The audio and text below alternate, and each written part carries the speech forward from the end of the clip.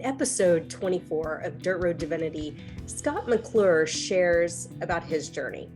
Not just the physical journey, moving from what he calls the frozen tundra of central Minnesota to sunny Florida, but also the inner journey of greater self-acceptance, of moving beyond closed-mindedness, of finding joy even in unlikely places, and of being willing to constantly reintroduce to others the latest evolving version of yourself. We cover a lot of rich ground in this episode. Enjoy. Hello, and welcome to another episode of Dirt Road Divinity. I'm your host, Lisa Wade, and today we are talking with Scott McClure. How are you? Great. How are you? I am doing fantastic. I am so grateful that you're here, willing to have a conversation about this wild, scenic route of the soul that we're both on. Yep. I was so honored to meet you. Geez, what was it, like 2019? Yep. 2019. It was at a sound healing training in Tulsa, of all places. And you and your lovely wife had driven down from the great north to participate in this training. And I just immediately felt this energetic connection with you and Jennifer both. And I was fascinated about your story. So first of all, where are you calling from now? I am in Florida, in the Tampa Bay area. So, yep. Tampa Bay, Florida area now. Yep.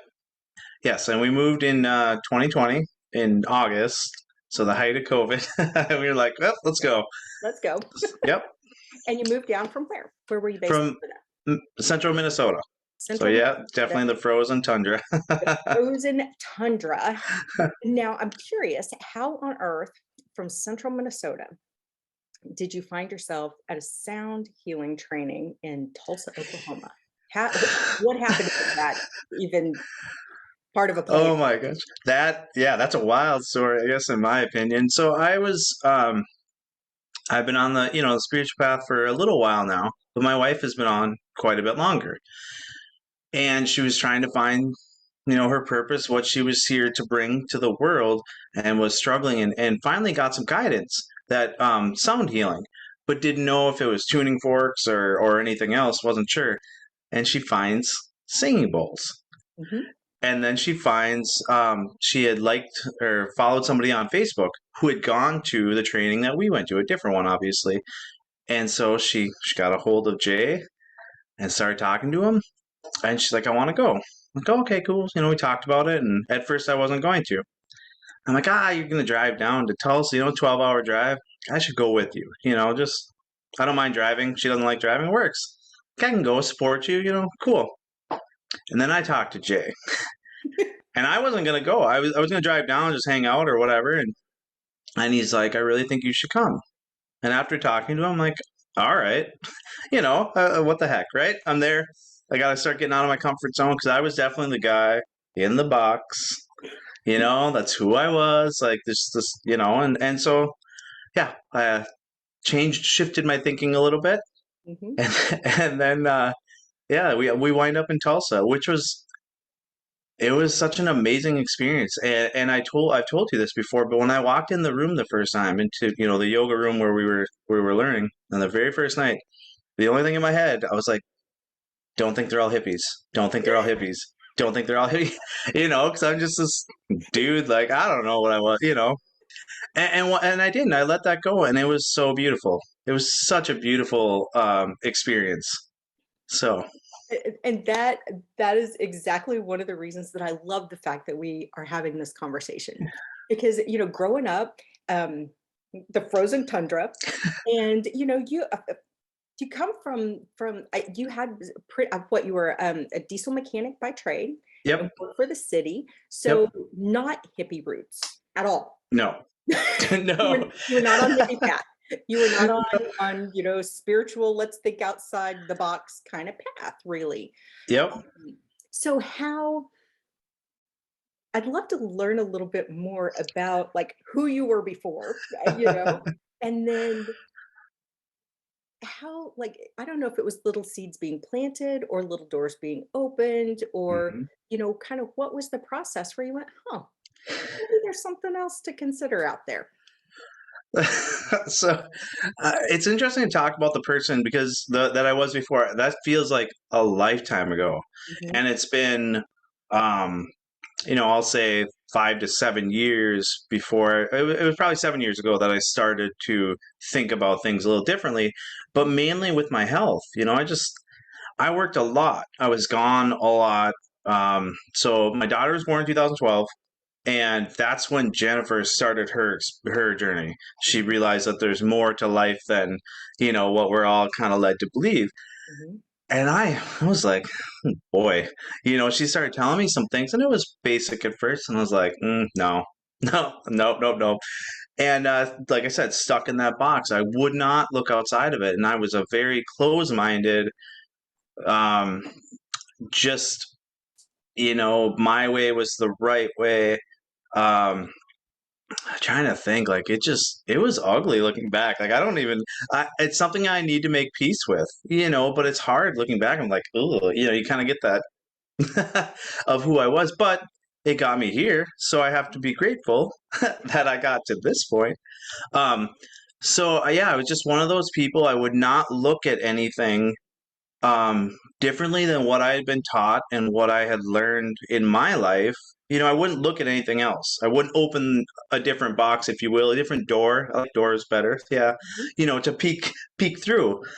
And finally I hit a crossroads. I just hit a point where I knew I was either going to lose my wife and my marriage over at least not being willing, because she wasn't pushing me. It's not like she was giving me ultimatums and stuff, but I could see the writing on the wall. And it started with more health, like, okay, I need to start treating myself better and eating better. And then she kept she would learn something new about spirituality, and more so about the rabbit holes that all exist with mhm, with things going on. So it was interesting to watch her go. She would go down them and sit there for a while, and then she'd come back up and kind of move on. And I was always behind, so I was like, I don't want to say behind, but like I felt like I was like she was here, and I was just kind of like following. just leading the But way. Yep. yeah, yep. But she kept dropping that information as she learned it, and I've gotten to the point now where even now there's things she'll say, and I'm kind of like, I'm not sure, but I believe it's possible, Yeah. and that's kind of my motto now, is I believe anything is possible. I don't have to believe it, I don't have to agree with it, but it's possible. Mhm, And that's really opened the door for me to be able to look at things differently and not just be so stuck in my ways and, stuck in those roots of where I came from and have to be rigid. Cause yeah, I mean, my parents, they're great people. Uh, Dad was a diesel mechanic, and mom worked at a college, which is awesome. Um, but it just was not expansive, and that's nothing on them at all. Um, and now being able to look back and be like, okay, you know, uh, like I said, it's having that peace with myself, because I didn't like who I was even then, though. I always struggle with that, and so now it's finally like, this is okay. I can be like this now, and it feels good. mhm.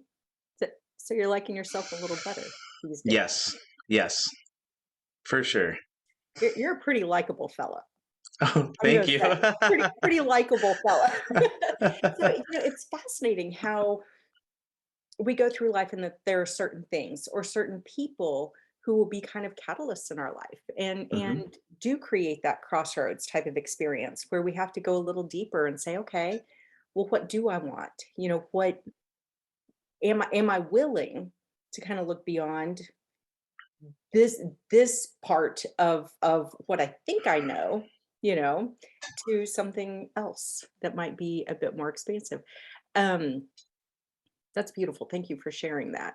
And I think what you described, which is, a friend or a spouse or someone significant in someone's life, kind of being on a path and then sharing, you know, typically not in a if you know evangelistic sort of way. You must believe this, or because that's kind of counter to the point, right? But sharing and kind of sparking that curiosity. Hmm. And Well, and being, it's interesting too. I went to church. My family was Presbyterian, so we weren't. I don't know if I forget what I call it, like it's like the lighter version of some other religions. It's not all doom and gloom, but still very structured and this and that. And I never resonated. I felt like I had to going to Sunday school and sitting in church. I felt like I had to. Like I should, not had to. I should. This is what I should believe, and it never felt good to be so rigid. And now I'm finally healing that relationship because there was a long time I didn't. Once I started on my journey and kind of realizing there's, for me, the bigger picture mhm. of life and souls and stuff. I had a really bad taste in my mouth of religion in general, and just this whole like holding on to stuff, um, negative feelings towards it. And I'm really working on healing that as well because I do think religion is good in its own way when used as a tool, to help maybe guide you a little bit if you're struggling or whatever you need. Um, it's just, yeah, I struggle with the doom and gloom still. That one's hard for me. And doom and gloom and separation. Let's look for Yes. all the reasons that we're better, to separate. I think that there are more and more people finding challenge with that. That Hmm. you're not alone. But in finding that challenge, it's also interesting how often we'll hear, "Well, you're wrong, and you have to believe this," or doom and gloom kicks in. Yep. And so it's no wonder that you know some organized efforts are shrinking in terms of Hmm. numbers when that doesn't feel good, especially to newer generations, I think, who are less Hmm. motivated by strict structure, Yep. put it that way. Yeah. But I Yep. I agree, and it's so fascinating to me how sometimes we have to go out a ways to be able to come back and appreciate um, things from a different perspective, or Hmm. have more openness to them. I kind of had to do that with the whole notion of God. Hmm. I mean, having been raised by, a she-wolf pack of strong women, had a dad, and the other kids in our pack had dads, but they were distant. They were in other states, they were other places. So these single moms came and just made sure that we were going to get through our childhood, eh, out, preferably out of jail and out of trouble, and and but as a result, for example, I needed some feminine aspect of the divine because that's what I saw as being both protector and provider and nurturer and all the other growing up. And it wasn't until I was able to step out and appreciate that feminine aspect that I was able to come back and then Hmm. appreciate, the more traditional kind of masculine aspect that we think of as God or the divine, um, that we hear so much about through organized religion. And so I think there's something to that, that when we go out a bit and then come back and it's just like, oh, huh. But it all starts with a willingness to kind of open that perspective when you stay with all the Hmm. doors closed, kind of like Yep. we talked about. It seems like you were more before, that's hard. It is. Oh, it is. And as you're in it, it's all so it's hard to see. It's hard to take that first step. And you said this many times, and it sticks with me so well. And I'm sorry if I say it the wrong way, but um, you said when you take one step towards anything that's aligning with you and just even growing, the universe takes seven steps back towards you. So Mhm. it's not like you have to walk the whole distance. You just got to make those efforts, and the universe is going to move. In my beliefs, obviously, the universe is going to move things to help you out. And that's such a beautiful perspective. And it's really helped because I am one of those people. Not that I get overwhelmed with everything, but things when they do hit me, sometimes they do knock me back. And it's like, oh my God, I gotta go all the way that way. I gotta walk this far, and it can be overwhelming. And when you look at it that way, you're like, okay, no, I just got to take a step. I got to crack that door, and that's what I did. I cracked open a door, and I looked, and I was like, ugh, you know, I kind of like, I don't know if I, but after doing that a bunch, it was like, no, this is okay.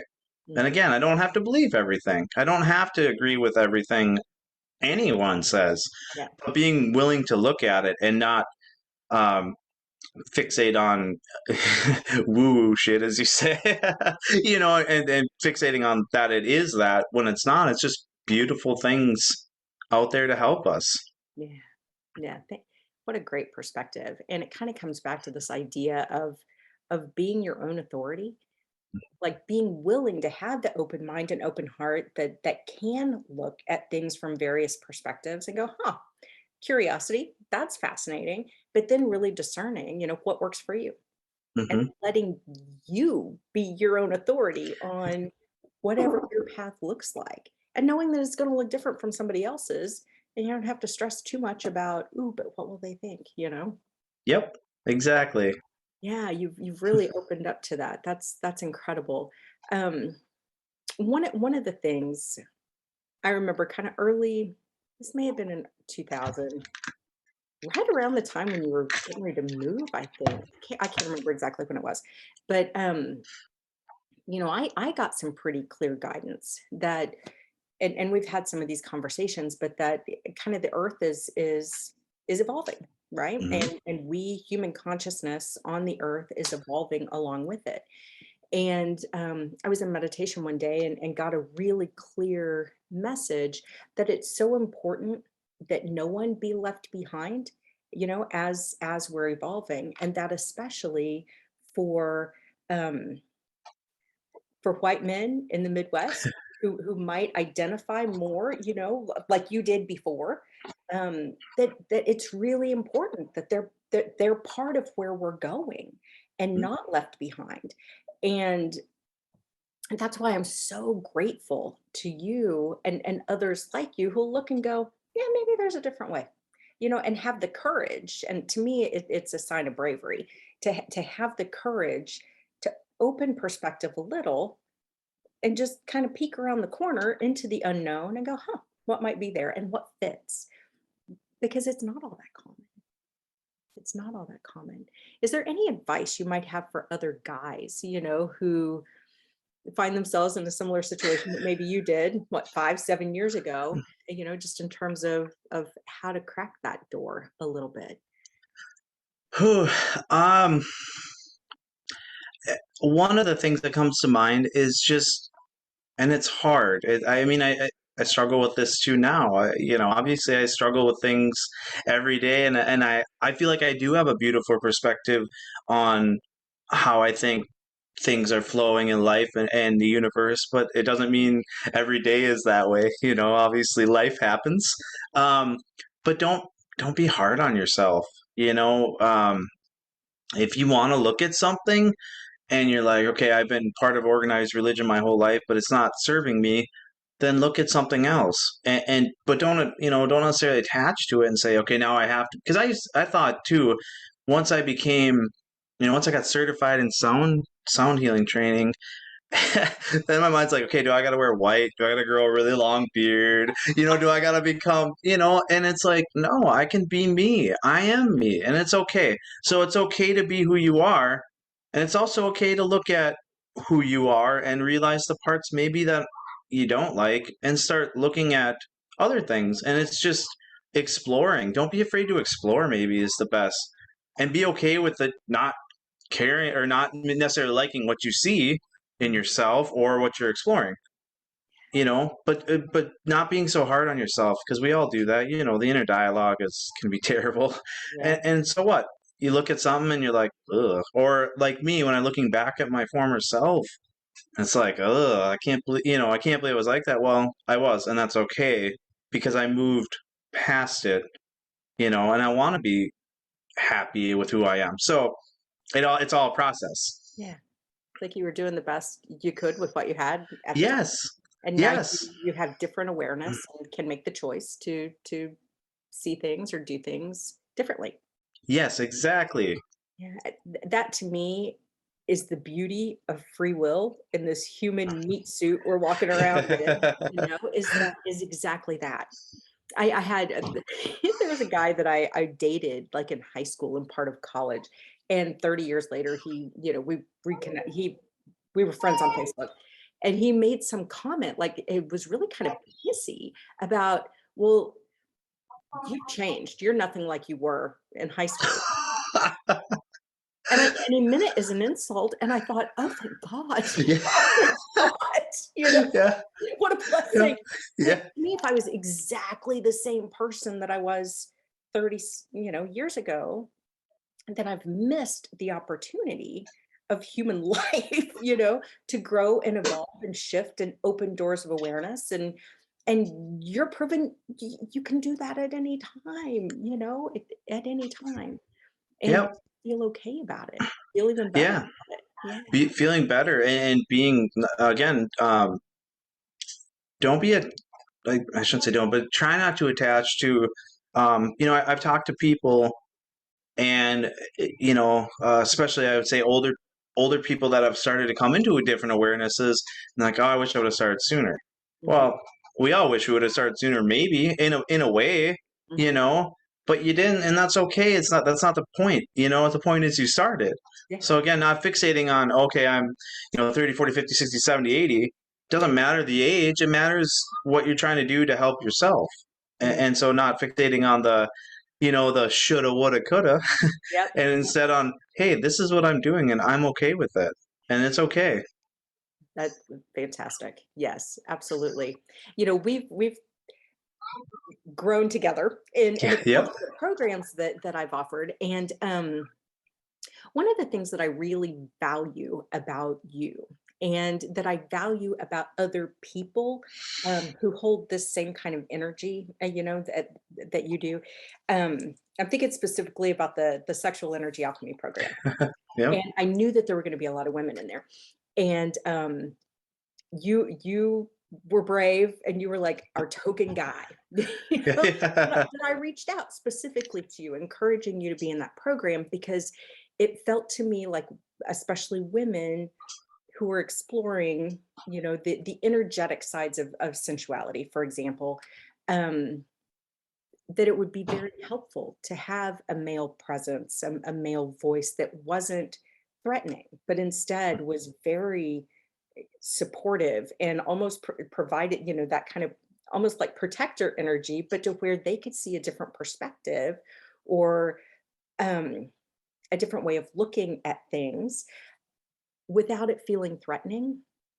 And man, did you serve in that role beautifully. I'm not sure you're fully aware of um, the service, in terms of holding that space for what healthier um, masculine energy around that topic could look like. And I just personally want to extend so much gratitude to you for that, because in having some of the back conversations with other participants in the class, your presence made a huge difference.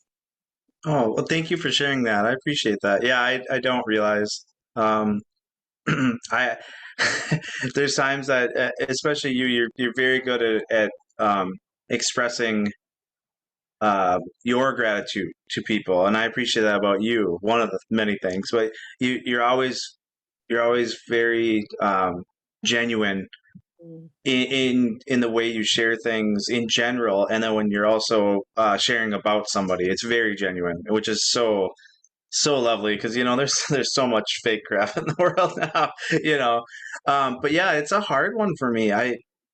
When people tell me things like that, I'm like, you sure it was me, not somebody else, because I don't feel that. But I Mhm, appreciate that, because that's one of the things I need to work on is you know being okay again with who I am, mhm, and understanding that there are impacts I can make, because I want to make a difference in the world, and I want to be um, you know a, a, a a presence in the world, not ego wise, but that, like you said, that people can um, take solace in, or whatever the words are, to connect with if they need to, if that's what they need at the time. And I love that. So thank you for sharing that. Absolutely. Well, and I genuinely deeply appreciate that. But then I saw it totally different perspective. Right? Totally stop that conversation and move to a totally different perspective. But you came in and participated in the Golden Gifts of Grace retreat Hmm. that we had here in Texas. Drove from Florida to Texas, and I was so just grateful. But one night we were all out at the town square, and it was dancing under the stars night, right? With the Fred Astaire dance studio, and they were demonstrating dances. And I remember sitting on like the fountain ledge with you, and I'm like, "So, do you dance?" And you go, "Oh God, no, no, I don't dance." And I thought that's cool. So Jim and I are out there learning our little dance moves, and the next thing I know, you and my daughter are right next to us, practicing the little dance moves together. And we just had a conversation about service to others and how important Hmm. that is to you, feeling like you're providing some kind of service to other people, whether it's uplifting or something meaningful. And in that moment, it was just so clear because my daughter so wanted to dance, so wanted to be out there. And the fact that you kind of put your ego on a shelf, in that moment, because I'm sure, and knowing that you were like, oh God, no, I don't dance, but yet you were out there. And that to me was such a beautiful display. It might have been a tiny thing in the big scheme of things, but she had a blast. And it was just such a meaningful display of, things that you can do that might not have to be huge, but to be of service to others, to share joy. And Yeah.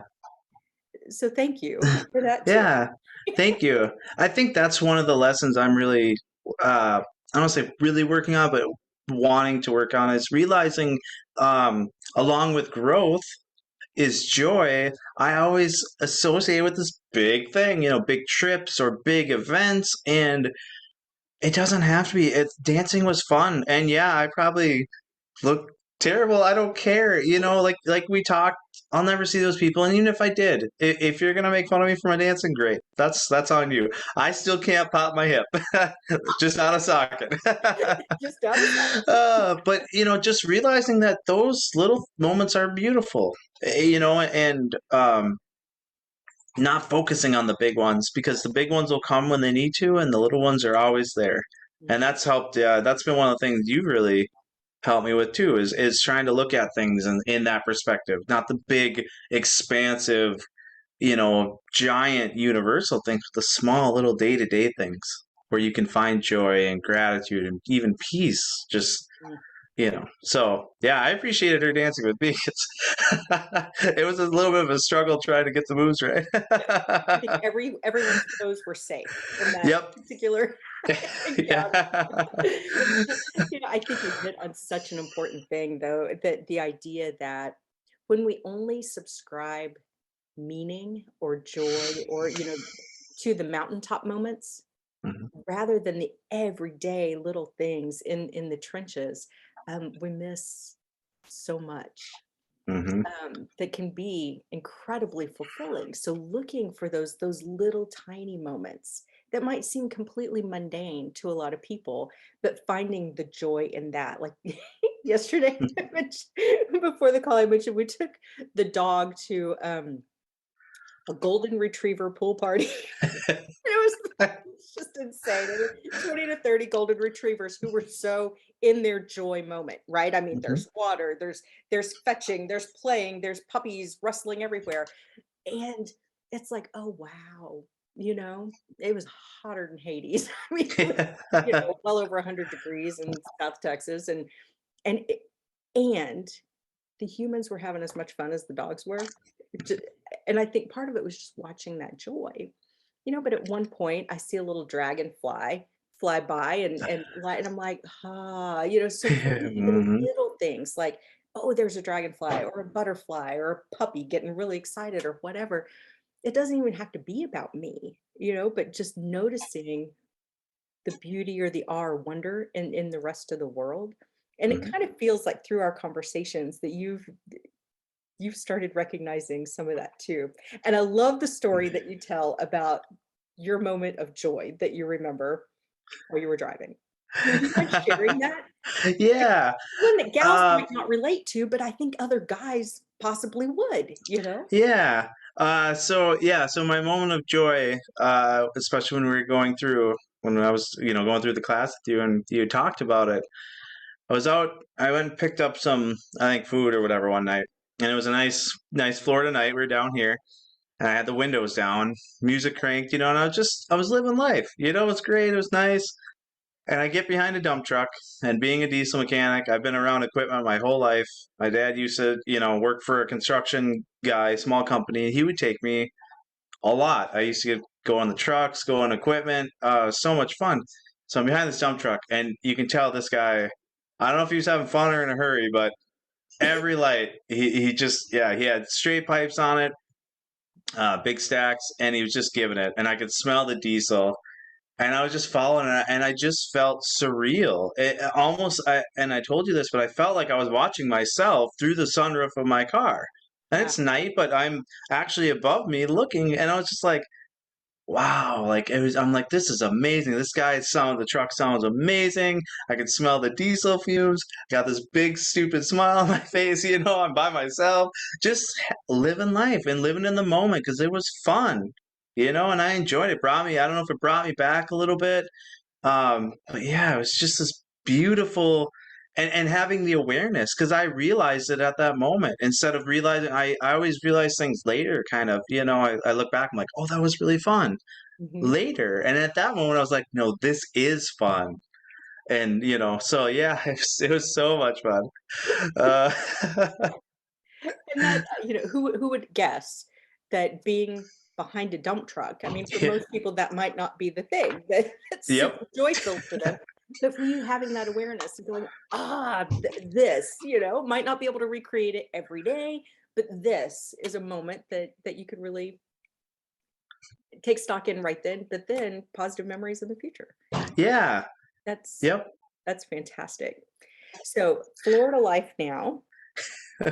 Jen's doing singing bowls. I mean, that's her profession. That's Yep. what she does professionally. Is Yep. old. How would you describe what she does? So yeah, using singing bowls, their secret or frequency and sound and vibration is Mhm, all healing, mhm, and you can trace sound chambers back to ancient Egypt. They had healing chambers that they feel were for sound and everything else.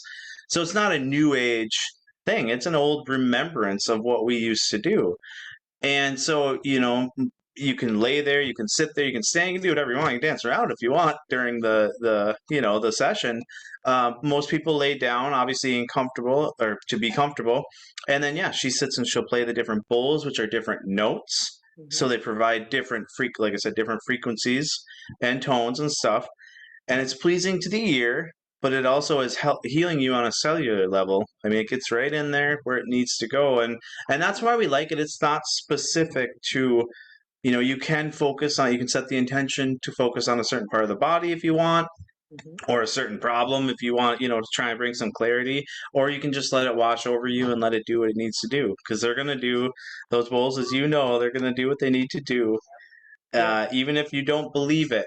I still believe they work, even if you're like, "Wow, this is crazy." So, That's one of the things I love about work like this is that your belief isn't required for its effectiveness. Like, yep, if you don't believe, that's cool. I remember I was doing a session one time with my dad, and it was I practiced something called quantum touch at the time, which is an energetic healing modality. And of course, he didn't believe any of this hippy dippy woo woo freaky shit. It just wasn't his thing. But I'm like, just lay there. hmm Just you don't have to believe. And I remember I wasn't even touching him, because with energy healing, you don't have to, So hmm I had my hands. His sacroiliac was like out of joint, his back was hurting him terribly. Not even touching him, and we both hear this loud crack. And he just turns around and looks at me. He goes, "You know what just happened?" Like, no. He said, that joint went back in place. It popped back where it needed to be. And he was just, and after that, he's just looking at me like, what kind of a witchy woman Yeah. are you? Yeah. But if he had another problem, he was, hey, do you think you can do, could you try that? So I love that, belief isn't necessary, but there's some proof sometimes when Hmm. obvious shifts, become when the shifts become obvious that folks are like, oh, hey, wait a minute, there's something to this. Now, if I remember correctly, Jen does like in-person events there in the Tampa area, so like on the beach or in salt caves or Yep. other places. But don't you guys have a YouTube channel or something too? Yes. Waves of Love Healing is the YouTube Uh-huh. and Facebook and Instagram. So you can find, but yeah, all the videos are on um, YouTube. She's Okay. put a few. I mean, there's not a whole library, obviously, but there's quite a few she's put on from different ones she's done. So if you're interested, at least go look. You can see there's plenty of videos out there with sound healing in general, just to see. It's such a cool thing, and like I said, a lot of people just find that relaxation, and just let them, if they can let themselves go. Again, it's not that you have to have these big visions or breakthroughs or anything. It's just just being willing to lay there or sit there, however, and let it do what it needs to do, Yeah. and just enjoy the hour or whatever, and have fun. Yeah. Perfect. So what's up with you right now? Either like spiritually and kind of where you're or what rabbit hole you're jumping into at the moment, or your path, or just walking around in human suit right now. Just what's present for you? What's uh that's an interesting question. So when I moved down here, I told Jen, said I'm not getting a regular job again. If we move, because I mean, with the city job that I had in Minnesota, you got retirement, whatever that means, but benefits and all that stuff, and stability of sorts. Nothing's guaranteed, but with the city, generally, you have a little more stability. And like, if we're gonna uproot our family and we're gonna move across the country and start something new, I want to do something else. I was tired of doing the same thing and being that same person, even after learning, my spirituality and starting to move through it. Mhm. And I spent a lot of time just doing nothing, which, looking back at times was kind of like, I should have again, should have, would have, could have, but I needed that time because I was burnt out. I had hit my wall of working so much, being gone from my family. And so I just got to spend a lot of time with them. Now I started my own handyman business. Love it. And so I just started it, in I think March or April. And I'm working on growing that. And it's nice because I can choose, when I work, I can kind of stack people in a day, hopefully, and then um, also have days off. Jennifer's got some stuff coming up. I can just not work. I don't have to ask for time off or schedule around it. I can just deal with it. So that's helped. It's given me something to focus on, Hmm. um, so that I can keep working on myself. Because before it was like, oh, what am I going to do? And I was trying to find my purpose, and I think this is one of those ways I get to serve people. And then also, I do want to keep growing, obviously, and working on those areas of my life that are less than stellar in my mind. Um, but yeah, I'm looking at wanting to help men, definitely. In some capacity, I haven't figured that out yet. And I don't want to be exclusive either. Obviously, anybody that wants to, if I can help, it doesn't have to be a guy. But like you said, I know enough guys that, man, if if they could kind of step back, like if they could move away for 2 years and just look at life differently, and that's not their path, it's their choice, obviously. But seeing what I see, it's like, man, I really think some of the unhappiness, you might be able to work through. Maybe not. So, anyways, I would really love to start working with people Yeah. on a more personal level or how or group level, whatever it is. So, I think that's fantastic. And I think there's something really meaningful to meeting people where they are, exactly where they are, and in a way that can resonate with them, you know? Hmm.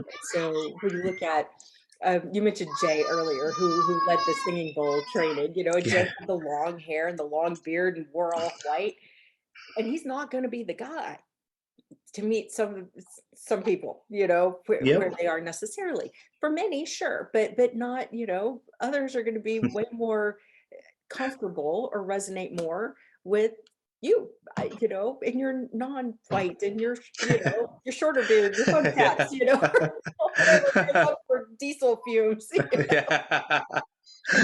And that's I think that's really important for where we're headed, that you don't have to be some guru on a mountaintop to be worthy of people listening or connecting with you, but rather, a willingness. It's just a willingness to share what you've learned along your own journey in a way where others might go, "Ooh, yeah, I recognize myself in that." I see Mhm. myself in where he was, and now I'd really like to know more about how he's gotten to where he is now and where he's headed, but being able to lead in that way takes a little bit more vulnerability sometimes, because then it's not Mhm. just preaching platitudes, but it's preaching from here's my experience, not preaching, but sharing, teaching from here's my experience. But it feels like from a societal perspective, people are just relating more to that these days. I hear your beautiful children. Yeah, yeah, Remind me they're how old outside. 8 and 4, is that right? 10 and 4. Yep. 10 and 4, you're Yep. such little cuties too. Oh yes, thank you. They are. they're. I think they're doing okay. I'm trying to. Keep an eye, Whatever. Yep. watching. Yeah. Hopefully they're not killing each other. And not may the messes not be too huge to clean up. Yeah. Yeah. Well, I have so appreciated getting to know you over the past couple of years, and the chance now to call you friend. I mean, I feel like Yes. in a world where meaningful relationships, um, can sometimes feel rare. When there's a Hmm. depth there, I so value the chance to get to know you more and to kind of grow, because we're both in the process of growing, but sharing that growth with each other, I've really appreciated very much, and seeing you kind of find more joy and Hmm. find more ways to serve and to be exactly you in the world. The world needs you, yeah, and more of you, and that's a beautiful thing. So thanks for being. Yeah. Thank Anything you. else you'd like to share with this time? Um, I just there a couple things. One of them is just you and your lovely daughter gave me a great perspective at the Golden Gifts of Grace retreat. um, that we're all part of Soul Soup, and that really resonated because I believe in that. But I think that was a good way to say it, so that we're part of the soul soup in the universe, and just having, as you said, a meat suit human experience. I also heard another way recently, which was interesting. Somebody said, "What if we're one human split up into 7.5 billion, you know, pieces on the planet?" And I thought that was a really beautiful way to look at it as well. So just that quick, introspection, and then one thing going back to, as you said, with your high school boyfriend, saying, "Oh, you've really changed," is don't be afraid to reintroduce yourself Ooh, at every opportunity. If you have grown, don't be afraid to say, I am Scott McClure. Nice to meet you. Even if you've known them your whole life or just met them and you've changed, it's okay. To be willing to do that is beautiful. mm, that's good stuff. That is good stuff right there. It's such a great reminder. And one thing going along with that, we can often, especially once we start opening up and seeing things from different perspectives, we can hold space for other people to change too. You go, Mhm. oh wow, look at your growth. And one thing I had to realize is that my fear of being judged harshly by others or like owning my beliefs and being willing to talk about them, turns out was really judgy. I was preemptively judging them for being closed-minded jerks, when Yeah. they hadn't done or said anything yet, Yeah. and that caused me to step back and go, oh, huh, maybe I've got some more work to do. The other thing you mentioned that I so appreciate is that it is a journey, and that once you get on a path, whatever path that is, it's not like it's a straight line to Valhalla, I mean, it's this weird, messy, bumpy, 3 steps forward, 2 steps back kind of crap show sometimes, that from a renewed perspective, or by opening a door and looking in a little bit of a different way, it's almost like we can find the beauty in that eventually. But when we're in it, it might feel like crap, but not to give up, you know? Mhm. Rain clouds run out of rain eventually. Yep. Um, so thank you for urging people to not be so hard on themselves. I know that's been something that you've really worked Yeah. on and Yep. have grown through, and it's still something that you work on, Mhm. as we all do. And you've got the courage to actually say it. So, thank you for that. I have so enjoyed our time together. Me too. Thank you so much. I Yeah. appreciate it. I appreciate you. Well, I look forward to whatever wild adventure comes next. Please give Jennifer and your adorable kids a big hug from me. And I hope you have a wonderful weekend. To everybody out there listening, thank you for tuning in again for another episode of Dirt Road Divinity. This has been Lisa Wade talking with Scott McClure. I hope that your continued journeys are an opportunity to open doors of perspective, to not be so hard on yourself like Scott encouraged, and to have some fun and some joy along the way. Until next time, thank you for listening to this episode of Dirt Road Divinity. You can connect with me and also the show in between episodes by visiting both the Facebook and Instagram pages for Dirt Road Divinity. Also, if you have a guest or a show idea, feel free to email me, Lisa@dirtroaddivinity.com.